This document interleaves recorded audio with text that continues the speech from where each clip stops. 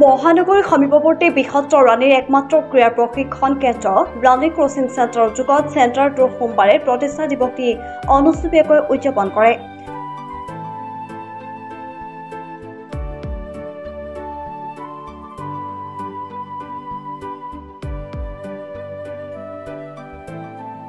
Coaching চেণ্টাৰটোৰ সভাপতি গোবিন্দ বৰুৱাই ৰাতিপুৱা পতাকা উত্তোলনেৰে কাৰ্যসূচীৰ শুভাৰম্ভণি কৰাৰ পিছতেই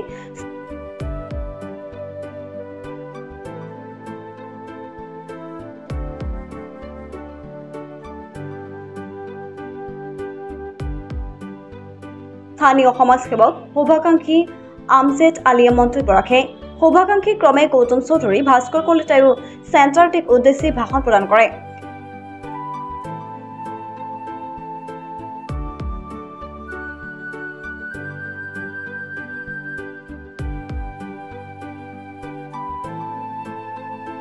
পিছত কেক কাটি প্ৰশিক্ষাৰ্থীসকলৰ মাজত কেক, বুট, মগু বিতৰণ কৰে।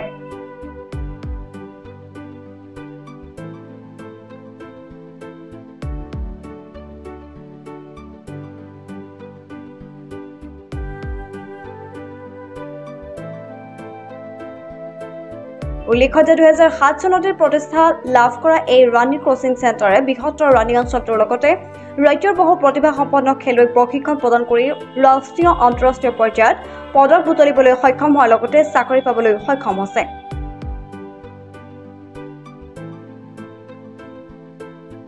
এই অনুষ্ঠানটোত উপস্থিত আমজেদ দা, ধৰ্মেন্দ্ৰ দা, তাৰপিছত এফালে গৌতম দা আৰু মোৰ মৰমৰ প্ৰশিক্ষাৰ্থীসকল, মই ধন্যবাদ মানিছোঁ আমাৰ এই ৰাণীবাসীৰ সমূহ ৰাইজক যে আজি এই ৰাণী কোচিং চেণ্টাৰটো আগবাঢ়ি যোৱাত ৰাইজৰ যিটো সহযোগিতা পাইছোঁ তাৰ বাবে মই সমূহ ৰাণীবাসীকে মই ধন্যবাদ জ্ঞাপন কৰিছোঁ পোনপ্ৰথমে। তাৰোপৰি আমি আজি এই 17 বছৰ যিখিনি আমি অতিক্ৰম কৰিলোঁ, গতিকে মই সেইটো কাৰণে ধন্য মানিছোঁ, কাৰণ 17 বছৰ মানুহৰ এটা বহুত ওপৰ লেভেল। এইটো ক'ব গ'লে আমি এনে কওঁ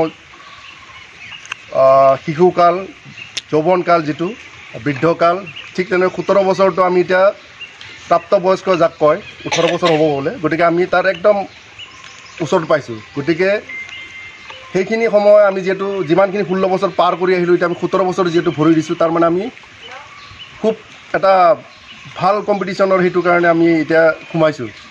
তো অনাগত দিনত যিমানখিনি ইয়াতকৈ যিটো কম্পিটিটিভ যিটো জীৱন বা আমাৰ যিটো কোচিং চেণ্টাৰৰ যিটো 17 বছৰ হৈছে, তো মানুহবিলাকেও চাই আছে 17 বছৰত আজিলৈকে কৰিলে কি ৰাণী কোচিং চেণ্টাৰে। তো মই সেইটো বিচাৰোঁ যে এতিয়া 17 বছৰ হ'ল, তাৰমানে কি আমি যিটো মানুহৰ জীৱনটো যেনে 17 বছৰৰ পিছত এটা মেচিয়ৰ্ড লাইফ পায়, ছেইম আমিও সেই বস্তুটোৱে কৰিব বিচাৰোঁ, য'ত 17 বছৰ হোৱাৰ পিছত যাতে আমাক মানুহবিলাকে গম পায় যে ৰাণী কোচিং চেণ্টাৰ মেচিয়ৰ্ড হৈছে, এতিয়া ইহঁতৰ লগত ফেয়াৰ মাৰা অলপমান প্ৰব্লেম আছে। গতিকে মই যিমানখিনি পাৰোঁ সেই বস্তুটোকে লৈ মই যাতে অনাগত দিনত বা কোচিং চেণ্টাৰৰ ফালৰ পৰা যিমানখিনি পাৰোঁ সিমানখিনি মই চেষ্টা কৰিম, আৰু ৰাইজেও যাতে মোক সহায় সহযোগিতা আগবঢ়াই আছেই, লগত আছেই। তো মোৰ বিশ্বাস তেখেতসকলে সকলো ধৰণৰ সহায় সহযোগিতা আগবঢ়াব, আৰু অনাগত দিনত ৰাইজৰ হৈ বা ৰাণীৰ হৈ যাতে আমি ল'ৰা ছোৱালীবিলাকক খুব ধুনীয়াকৈ আগবঢ়াই লৈ যাব পাৰোঁ। পূৰ্বাঞ্চলত অসমৰ 2007 চনত এখন নেশ্যনেল গেমছ হৈছিলে, আৰু নেশ্যনেল গেমছত আমাৰ অসমৰ দলটিয়ে ৰাষ্ট্ৰীয় খিতাপ দখল কৰিবলৈ সক্ষম হৈছিল। আৰু সেই ৰাষ্ট্ৰীয় খিতাপ দখল কৰাৰ সময়ত আপোনালোকৰ সন্মুখত আমাৰ ৰাণী কোচিং চেণ্টাৰৰ অন্যতম গুৰি ধৰোঁতা গোবিন্দ বড়ো, আজি মই ষ্টুডেণ্টখিনিৰ কাৰণে কৈছোঁ, তোমালোকৰ ছাৰ গোবিন্দ ছাৰ সেইখিনি সময়ত নেশ্যনেল ষ্টাৰ আছিল, আৰু সেই নেশ্যনেল ষ্টাৰ গোবিন্দ ছাৰৰ সেই কৃতিত্বৰে ৰাণী কোচিং চেণ্টাৰৰ এই 1 জুলাই তাৰিখটোত আমি কেইজনমান ৰাণীৰ সচেতন ব্যক্তিয়ে 2007 চনৰ 1 জুলাইৰ 1 তাৰিখটোত ৰাণী কোচিং চেণ্টাৰ কোচিং 4জন ফুটবলাৰে প্ৰশিক্ষাৰ্থীৰে আৰম্ভ কৰা হৈছিলে।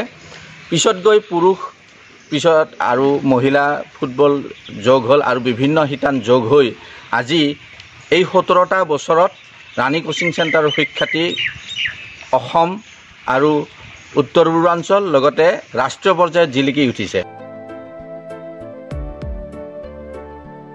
নিউজ ডেস্ক প্ৰটোটাইম ডিজিটেল।